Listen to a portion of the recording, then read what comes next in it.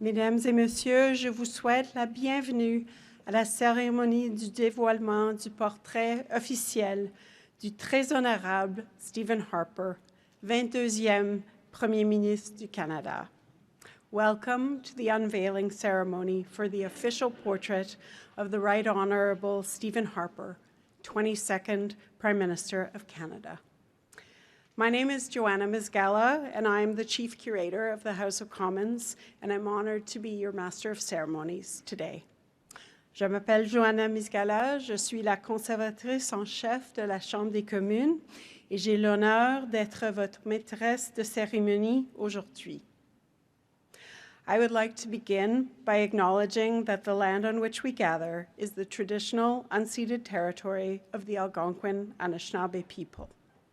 Je tiens tout d'abord à souligner que le territoire sur lequel nous nous trouvons est le territoire traditionnel non cédé du peuple algonquin Anishinaabe. In my role as Chief Curator of the House of Commons, I have the great privilege to work with the objects that tell the stories of Canada's democracy and the traditions of our Parliament, and it is also my great honour to commission the official portraits of the Speakers of the House and of the Prime Ministers.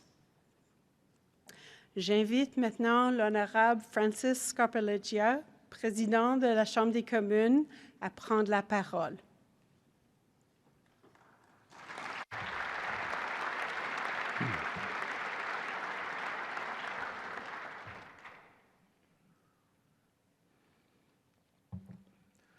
Prime Minister Carney, Right Honourable Stephen Harper, Président Gagné, distinguished guests, Mesdames et Messieurs, c'est un plaisir de vous accueillir aujourd'hui pour le dévoilement du portrait officiel du 22e Premier ministre du Canada, le très honorable Stephen J. Harper.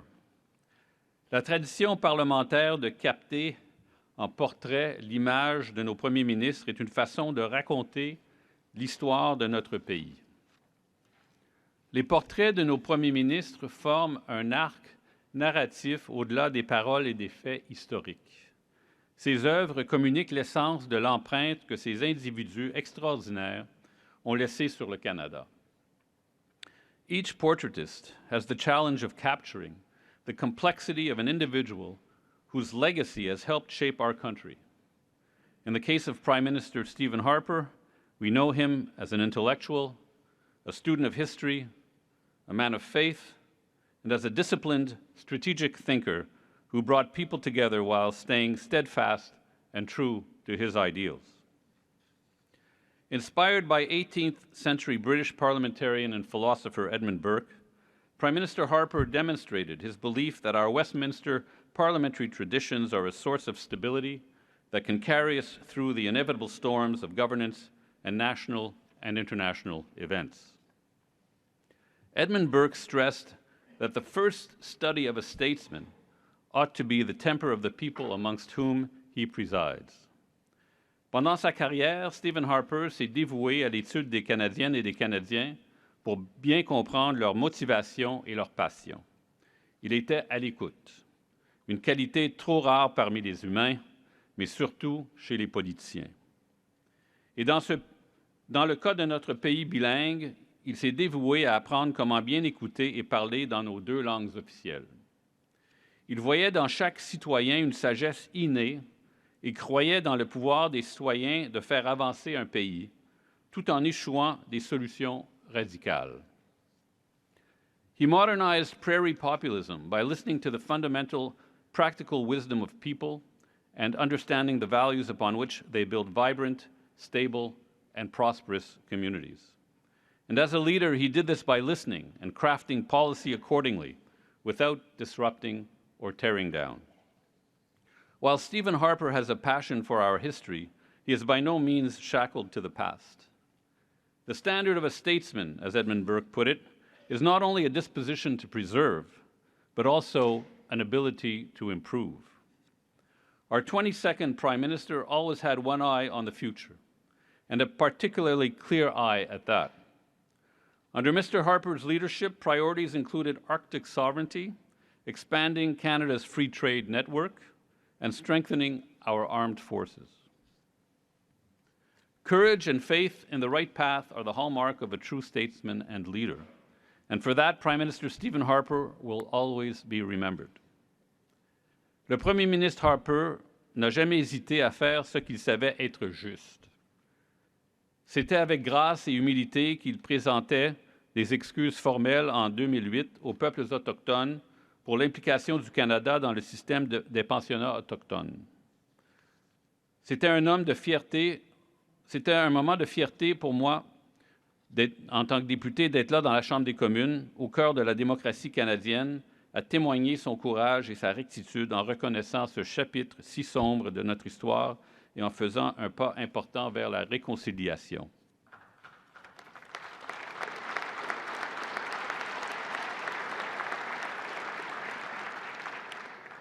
When the financial crisis of 2008 hit, Canada was lucky to have a Prime Minister guided by sound economic principles. And whether it was Adam Smith's invisible hand steering our country's economy towards stability, or the more visible hand of timely, proactive policies and a judicious appointment to the Bank of Canada,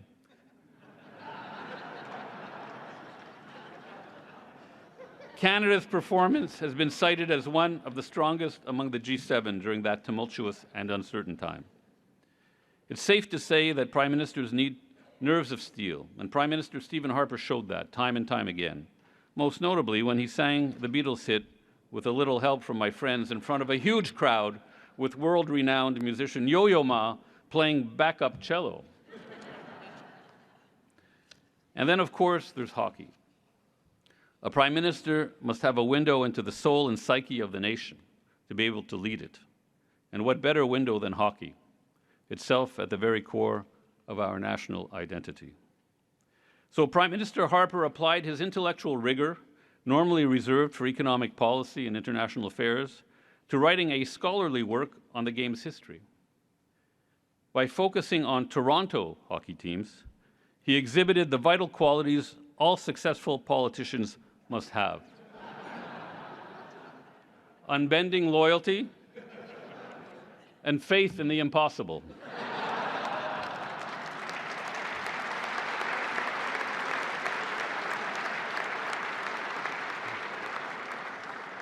En reconnaissance de votre contribution exceptionnelle à notre pays, votre portrait, accroché aux côtés de ceux de vos collègues premiers ministres, racontera votre histoire à tous ceux qui visiteront ce lieu au cours des décennies et, si Dieu le veut, des siècles à venir. Puisse-t-il témoigner de votre contribution au Canada, de votre discipline et de votre substance, qualité qui caractérise le leadership à son meilleur. Merci.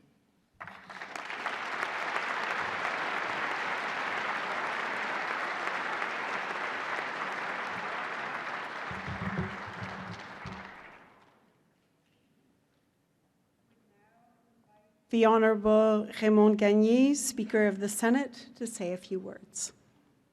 Madame la Présidente.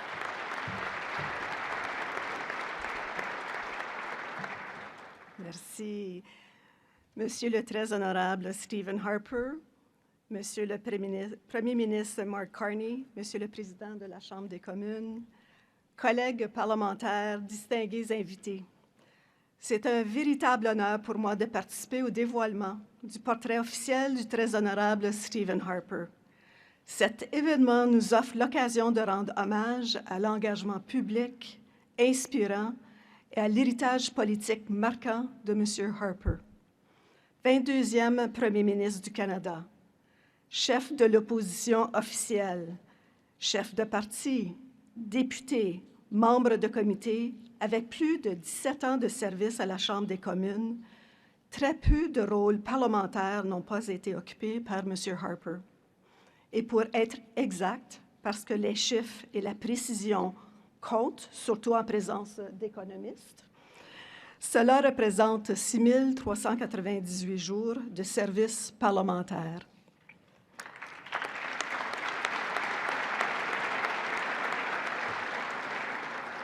La tradition des portraits officiels des premiers ministres canadiens tradition vieille de 136 ans, remonte à 1890 avec le dévoilement du portrait du très honorable Sir John A. Macdonald à l'occasion de son 75e anniversaire. Of exceptional value for Canada, these portraits line the walls of the buildings of Parliament Hill and silently tell the story of our country and our democracy. Today, another chapter of Canadian history comes to life as Mr. Harper's official portrait joins the collection. These portraits are, of course, centerpieces of the House of Commons and the Senate Art Collection, a collection that not only tells us the story of the Parliament of Canada, but also highlights the work of various Canadian artists. The artist commissioned for an official painting is an individual choice made by each Prime Minister.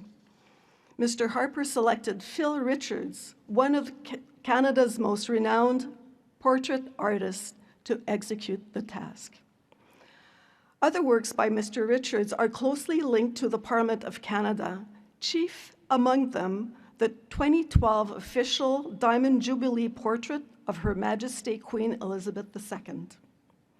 This painting has graced the halls of the Senate of Canada since January 2025. It was commissioned by the Government of Canada and stands as a striking example of Prime Minister Harper's efforts to enhance the visibility of the monarchy in Canadian public life during his tenure. Mr. Harper had the honor of a private audience with Her Majesty at Buckingham Palace and participated in the unveiling of this Canadian portrait for her Diamond Jubilee. That same year, he had the great privilege of welcoming Her Majesty to Canada for a royal tour, further underscoring his commitment to strengthening the bond between the Crown and Canadians. Dans un certain sens, les portraits officiels des premiers ministres canadiens, des figures politiques marquantes et des parlementaires chevronnés s'apparentent à une autre forme d'art pratiquée là où le portrait sera affiché, l'art de parlementer ou l'art de la persuasion parlementaire. Les débats au Sénat et à la Chambre des communes sont peut-être l'exemple le plus évident de la pratique de cette forme d'art. La politique a offert à M. Harper la possibilité de perfectionner l'art de la persuasion parlementaire, tant à travers ses rôles au sein de son parti politique avant sa première élection à la Chambre des communes, dont on célèbre les 20 ans, qu'en raison de ses devoirs parlementaires comme Premier ministre et comme chef de parti. Il est d'ailleurs reconnu pour sa rigueur et sa capacité à transmettre ses messages avec efficacité, et ce, dans les 2 langues officielles. Et en tant que fière franco-manitobaine et fervente défenseur de la langue française, cela n'est pas passé inaperçu. Je vous remercie.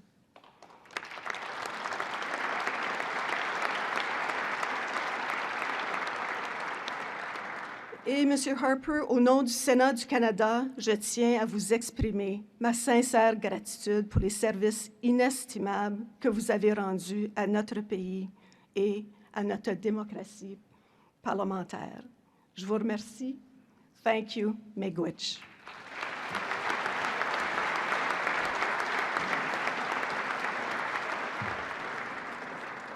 Merci, Madame la Présidente.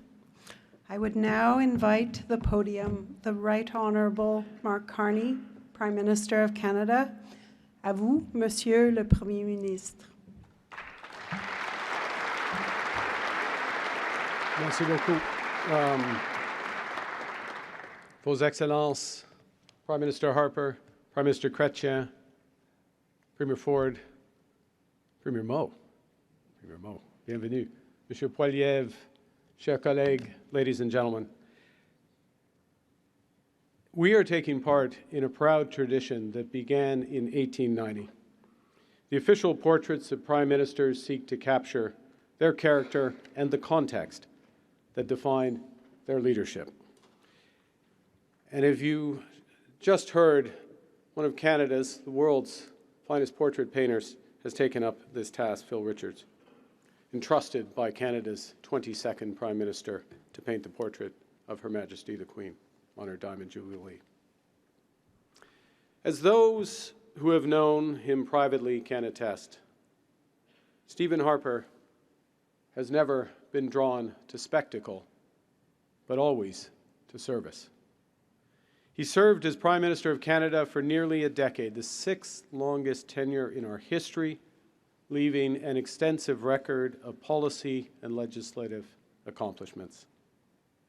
In a political climate increasingly buffeted by noise, he brought composure, intellect, and decisiveness to public life, qualities that helped see Canada through one of the most perilous times since the Great Depression. In autumn of 2008, with the global financial markets in free fall, credit markets frozen, global banks failing, his government's actions were decisive. Our institutions remained trusted. Canada stood strong. J'ai eu le privilège d'être gouverneur de la Banque du Canada sous le mandat du Premier ministre Harper. Et pendant la crise financière mondiale, on a assisté à un degré de coordination hors commun entre le gouvernement du Canada et la Banque du Canada, une coordination qui a respecté l'indépendance de la politique monétaire tout en reconnaissant la nécessité d'une action concertée face à des circonstances exceptionnelles. Nos réunions ont toujours été franches, ciblées et axées sur les résultats, qu'il s'agit de gérer la crise des PCA ou de fournir de liquidités pour que les Canadiens puissent garder leur maison. Stephen Harper was and is a conviction politician, but he was also, when circumstances warranted, a pragmatist. Came to Ottawa as a balanced budget conservative, believing rightly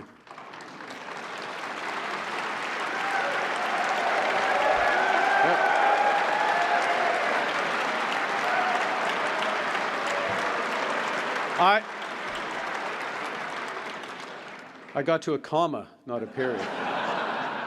Believing rightly that governments should live within their means. You like that as well.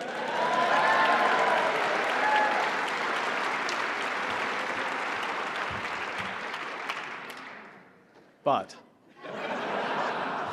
when the financial crisis struck, he did not let ideology prevent him from doing what was necessary, running deficits for 5 years to support the Canadian economy through the worst global downturn in generations. This was not a betrayal of principles. It was an expression of a deeper principle. The purpose of sound fiscal management is to serve Canadians, not the other way around. Mr. Harper understood that you build up strength in good times to have that capacity in very bad times.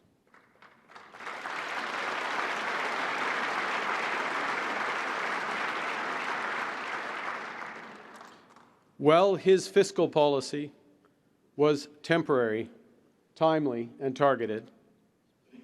Stephen Harper's vision of Canada was expansive.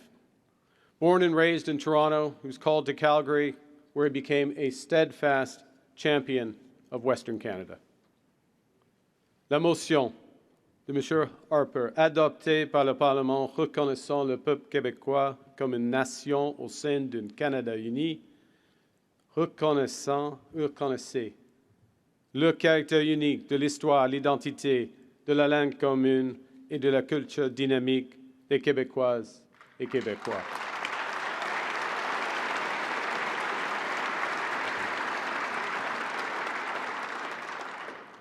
Et elle affirmait que l'unité du Canada n'exige pas l'uniformité et que nous sommes plus forts lorsque nous reconnaissons, célébrons et protégeons nos identités. Beyond that, one of many defining moments, Prime Minister Harper consistently understood that Canada's strength has always come from holding together a country that stretches from coast to coast to coast. He spoke directly to Western Canada's sense of contribution, the responsibility not as a region to be managed, but as a core pillar of our national project. He once said, probably more than once, he once said that in politics you take risks, and that national unity, national reconciliation are more important than any one party or any one individual. This room fully shares that vision. Because national unity is not an abstract. It's what allows Canada to do big things, to defend our sovereignty, to build our economic strength, to act with confidence in a more uncertain world. Prime Minister Harper was proud, and I quote, "The Canadians of every conceivable ethnic background are building the most civilized society the world has ever known, and that our diversity offers a ray of hope to that world." As Prime Minister, Stephen Harper also emphasized that Canadian citizenship is an immense privilege and recognized the values and responsibilities that come with that privilege. He reminded us that freedom is sustained by the willingness of citizens to contribute, to serve, and sometimes to sacrifice. That the privileges of Canadian citizenship are not merely gifts to be received and enjoyed, but also trusts to be honored and protected. And so, when those values of freedom, democracy, and sovereignty were under threat abroad, he defended them.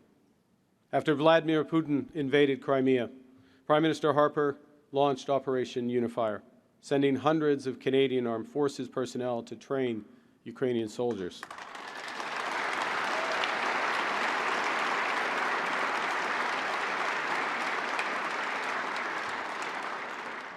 That operation continues today and has grown into our central role as part of the coalition of the willing to support Ukraine through this horrific, illegal war and through to a just and lasting peace.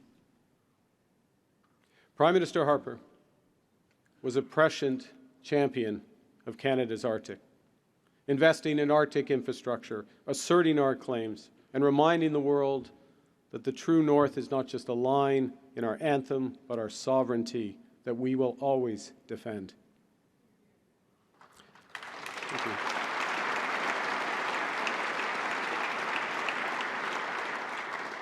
Since leaving office, Stephen Harper has continued to contribute to Canada's future, writing, teaching, strengthening our role as a beacon, an example to a world at sea.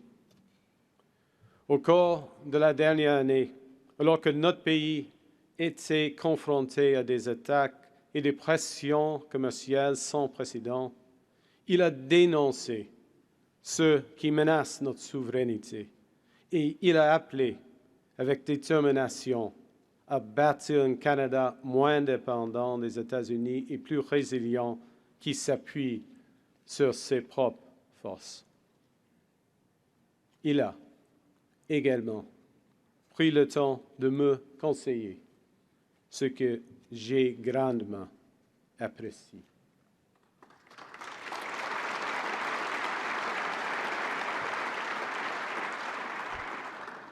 Le portrait du Premier ministre Harper rend hommage à sa vie au service des autres, à son leadership et à son amour pour notre pays.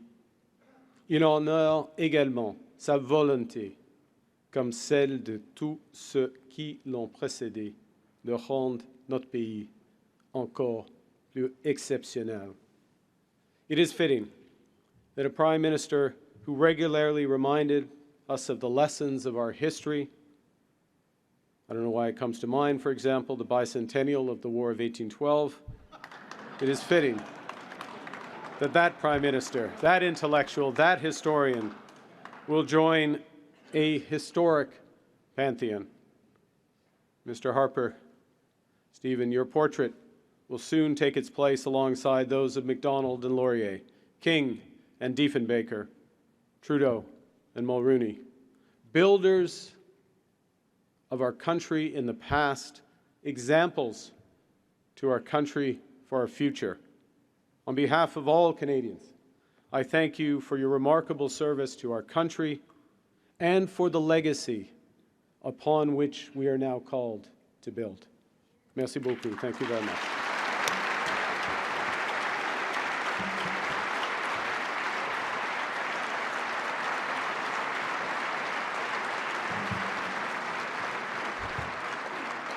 Thank you. Merci. I would now like to invite the portrait artist, Mr. Phil Richards, to say a few words. J'aimerais inviter l'artiste, Monsieur Phil Richards, à dire quelques mots.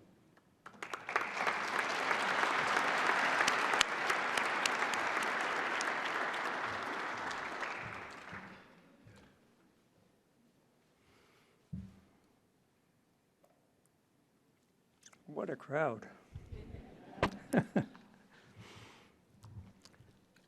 I painted my first commissioned portrait 56 years ago.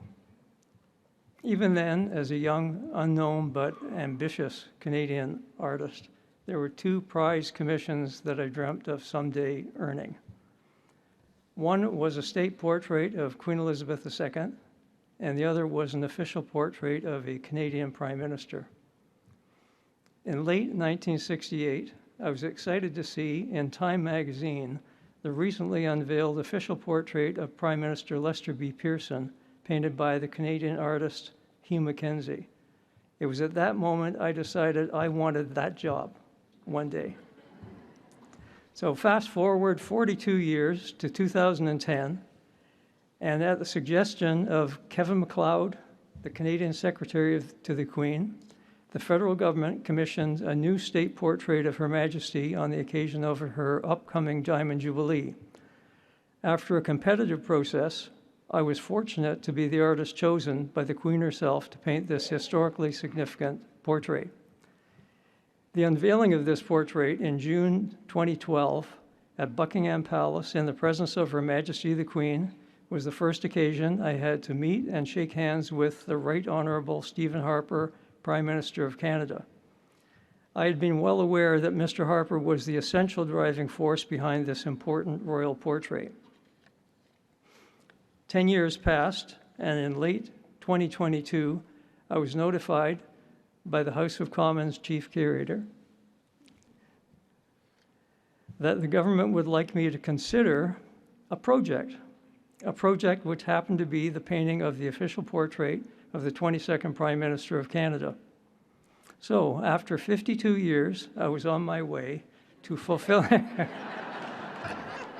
not too long, I was on my way to fulfilling my early dream of completing this pair of very special paintings, and it was really down to one person.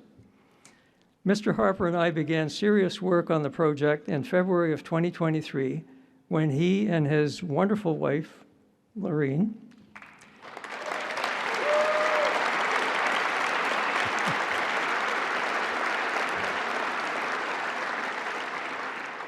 graciously invited me to spend a few days with them at their beautiful home in Alberta. Now, I consider portraiture to be a collaboration between artist and subject. Mr. Harper embraced the task with genuine enthusiasm. Our wide-ranging discussions on politics, economics, history, art, sports, psychology, and gossip gave me a very different impression of Mr. Harper's personality than that which had been created by the media.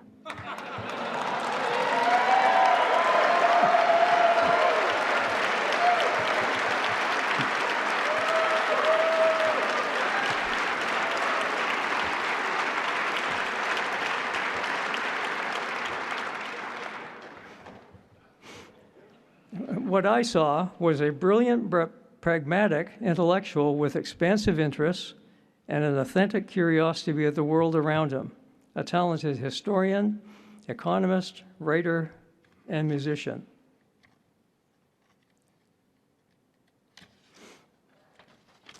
The portrait itself is set in the iconic oak-paneled 1920 office of the Prime Minister, designed by architect John A. Pearson. The office, which was and is still going under renovation, undergoing renovation, was faithfully recreated based on original architectural drawings. The painting itself is full of elements that reference Mr. Harper's personal and professional past. We both agreed that every detail in the painting should have specific significance, and the colors, from the colors of his tie to the landscape seen out the window. And here's a challenge for the art detectives out there. See if you can locate and identify the 25 portraits and the 25 flags to be found in the painting. Now, for most of my career, I've attempted to restore the esteem and relevance that the painted portrait once held.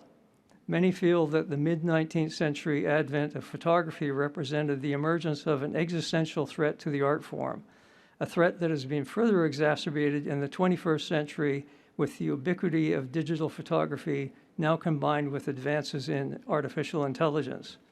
My belief is that people will always respond deeply and emotionally to the handcrafted, one-of-a-kind objects that constitute art. The fact that a painting is the result of the accumulation of thousands of small but deliberate decisions is not lost on the astute viewer. As a consequence, the artwork comes to life in the viewer's mind as they consciously or subconsciously retrace the artist's original creative journey. I am grateful to the Government of Canada long ago instituted the tradition of the commemorative painted portrait. I am especially grateful to Prime Minister Harper for his vigorous support of this tradition and for the time and effort he invested in the creation of this portrait. Portraits are painted for posterity. My hope is that this picture will be a fitting tribute to one of the most capable and respected world leaders of the 21st century. May it also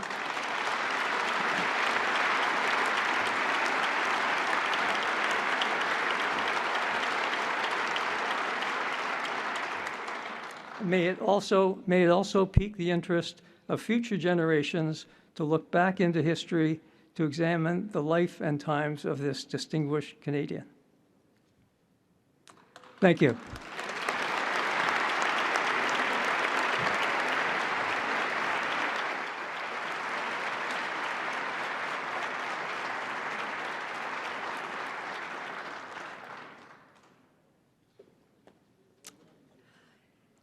I would now like to ask Speaker Scarpaleggia and Mr. Harper to take their positions on either side of the portrait to proceed with the unveiling.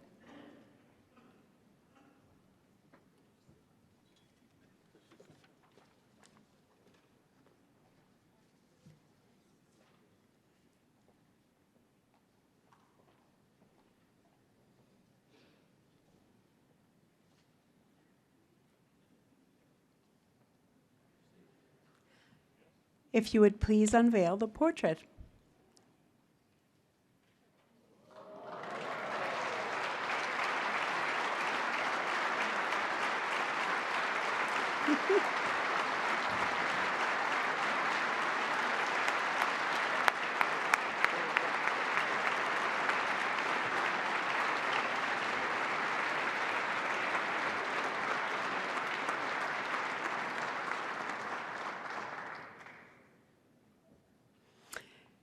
And now I would ask Mr. Harper to say a few words.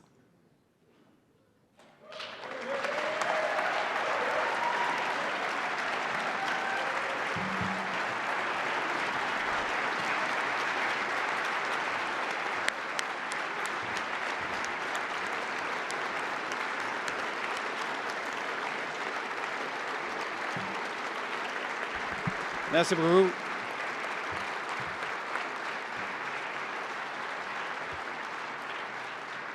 Merci tout le monde, Monsieur le Premier ministre Carney, Monsieur le Premier ministre Chrétien, Madame la Présidente Gagné, Monsieur le Président Scarpaleggia, Governor General Johnston, Monsieur le chef de l'opposition, mon chef, Poiriev,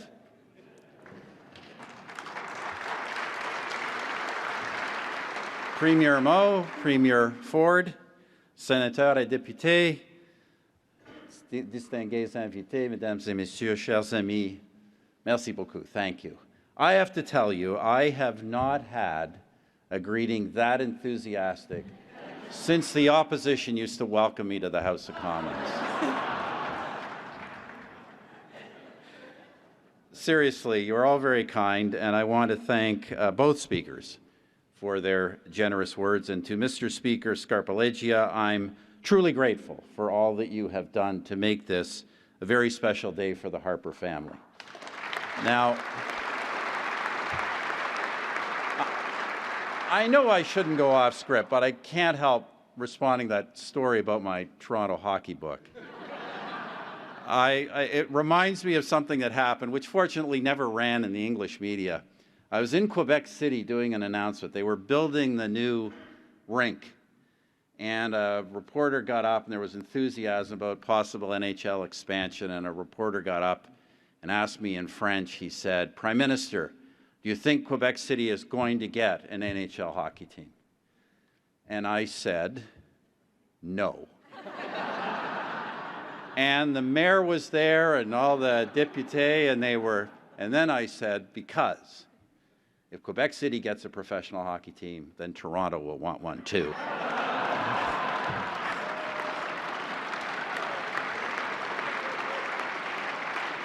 So they were okay with that. Monsieur le Premier ministre Carney, merci pour ces mots aimables et pour votre présence ici cet après-midi. Je voudrais mentionner en passant que certains ignorent peut-être que nous nous connaissons depuis longtemps. I recall clearly the day in 2007 when an interesting resume crossed my desk. I remember thinking that the young man had promise. And I had just heard there were openings at a nearby bank. So I forwarded the resume on, and lo and behold, he was hired, and he has apparently gone on to enjoy some success. But seriously, Prime Minister, whatever our different parties, I do want to thank you for taking the time to be here today at a particular time when your responsibilities entail challenges that are unprecedented during our lives.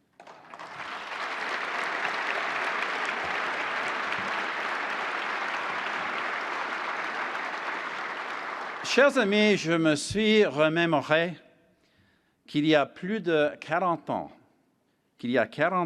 l'automne dernier, que je suis arrivé pour la première fois sur la colline parlementaire.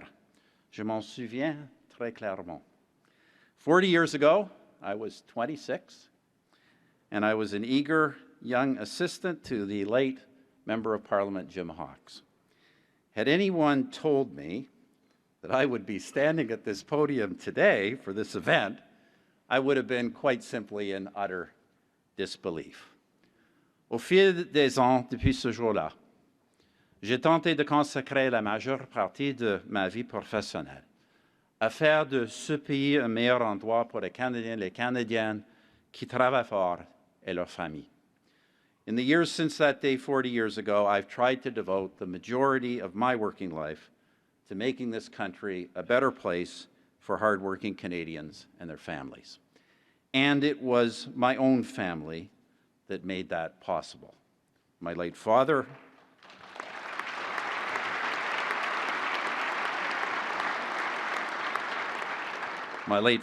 my mother, my brothers, Grant and Robert, and most of all, Lorene, Ben, and Rachel. Whatever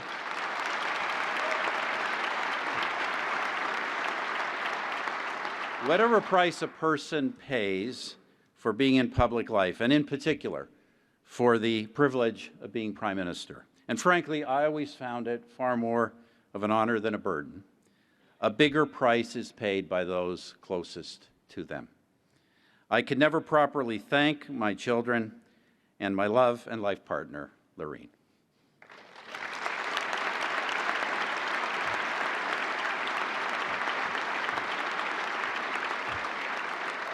Now, I know that there are many here who have been looking forward for a long time to my public hanging.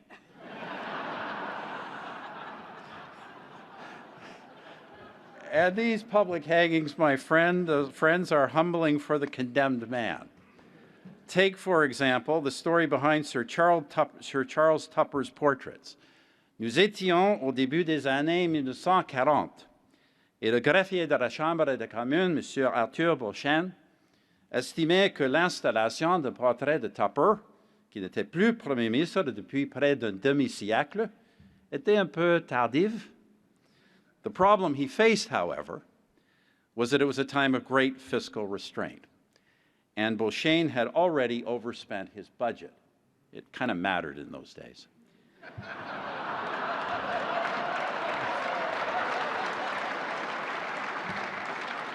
So he shopped around for bargains and finding one in the National Archives. It turned out that the archives, they had an extra Tupper tucked away. Mr. Beauchesne was also aware that his own institution owned not one, but two portraits of the famed explorer Jacques Cartier. So he met with the Dominion archivist and he traded his extra Tupper, or his extra Cartier, to get a Tupper. Now, Mr. Speaker, if you traded anything to secure a Harper, know that I very much support such demonstrations of sound fiscal management. Friends, today is something of an anniversary. It is the 110th day of the famous Center Block fire of 2016. Et chers amis, il est tout à fait approprié que la cérémonie d'aujourd'hui se tienne dans l'édifice Sir John A. Macdonald. Son portrait a été bien sûr le premier portrait d'un Premier ministre à être dévoilé sur la colline parlementaire. But unlike modern custom, Macdonald didn't wait until he left office to enjoy his special day. He was still Prime Minister when his portrait was unveiled in 1890. Despite my admiration for Macdonald, I will break with him in one important respect. Sir John A. a omis de mentionner l'artiste. Pour l'information, son nom était Henry Sandham. Et je ne vais pas commettre la même erreur. It brings me great pleasure to recognize Phil Richards. Phil once said, and I quote the following, that artistic success is based 20% on talent, but 80% on perseverance. I disagree. His success, friends, in this case, given the limitations of the material he had to work with, is based 100% on talent, an assessment shared by none other than Her late Majesty, Queen Elizabeth II. So please, once again, join me in recognizing Mr. Phil Richards.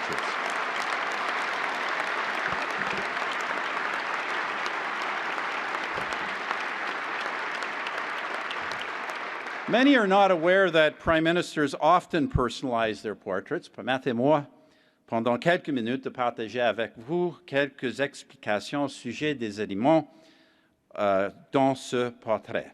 Ma tasse, par exemple, ma tasse à café des Beatles est sur mon bureau à l'édifice du centre, comme toujours. Vous verrez également une photo de mes parents et de mes frères et une autre de moi, Laurine, avec nos enfants. The painting also honors, as has been mentioned, my passion for vexillology, which I inherited from my dad. On the shelf behind me is Alberta's flag, celebrating the great province I have called home throughout my adult life. It is joined by Ontario's flag in recognition of the province where I was raised.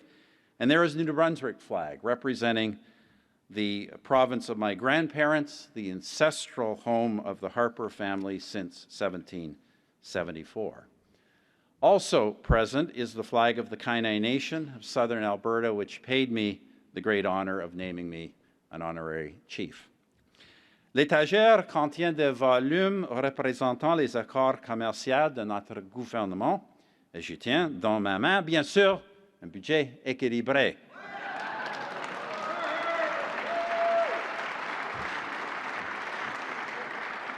The tie that I'm wearing, which doesn't actually exist, the tie that I'm wearing highlights the colors that represent the streams of Canadian conservatism that we brought together in our modern party. The dark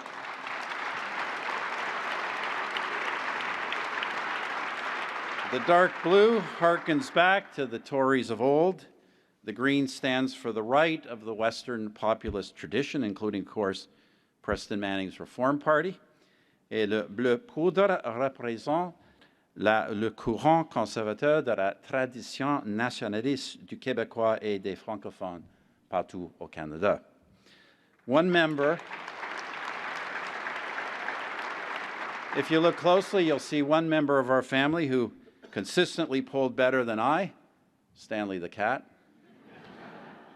He makes an appearance. There are many other details. I won't list them all, including some of the books that I have written that appear there. Ces livres sont accompagnés de ma thèse de maîtrise en économie de l'Université de Calgary. Je ne sais pas si le ministre Champagne est parmi nous, mais j'ai apporté un exemplaire pour lui. Au cas où lui ou le gouvernement aurait besoin d'inspiration au moment de bouger, ce qui, je crois, est le cas. I'll just leave it at that.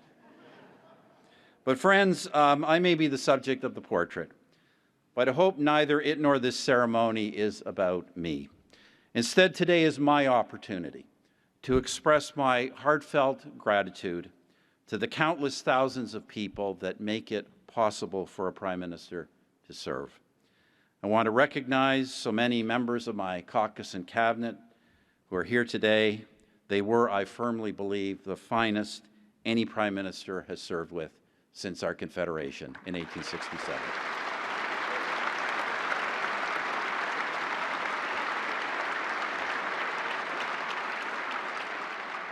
Aujourd'hui, il est également question des parlementaires de tous les partis, des hommes et des femmes qui exercent la noble vocation de service public et qui contribuent au bon fonctionnement du gouvernement en veillant à ce qu'il rende des comptes. Today is a chance to thank the public servants who help flesh out and implement the policies and programs of the government. And friends, today is a chance for me to again pay my personal tribute to the members of Canada's military and our veterans, those who have answered the call that makes our free and sovereign country possible.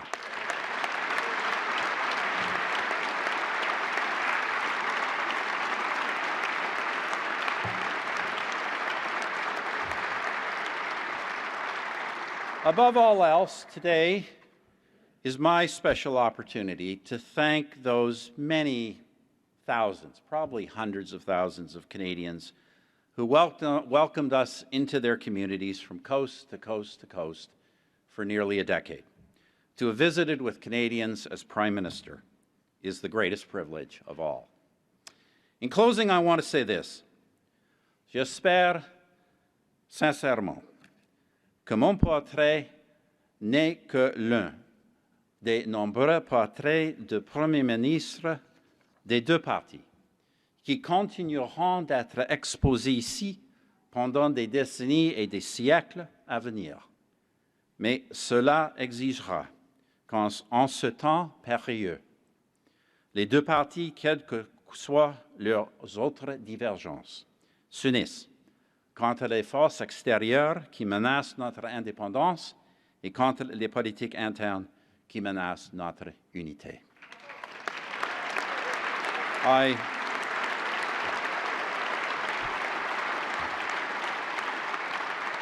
will repeat that. I sincerely hope that mine is just one of many portraits of prime ministers from both parties that will continue to be hung here for decades and centuries to come. But that will require that in these perilous times, both parties, whatever their other differences, come together against external forces that threaten our independence and against domestic policies that threaten our unity. We must preserve Canada, this country handed down to us by Providence, preserved by our ancestors, and held in trust for our descendants. We must make any sacrifice necessary to preserve the independence and the unity of this blessed land. As I have said before, le Canada est et a toujours été notre pays. Nous voulons que le Canada poursuive son épopée des plus brillants exploits et qu'il soit aussi fort et aussi libre que possible, à tous égards, le meilleur pays du monde. We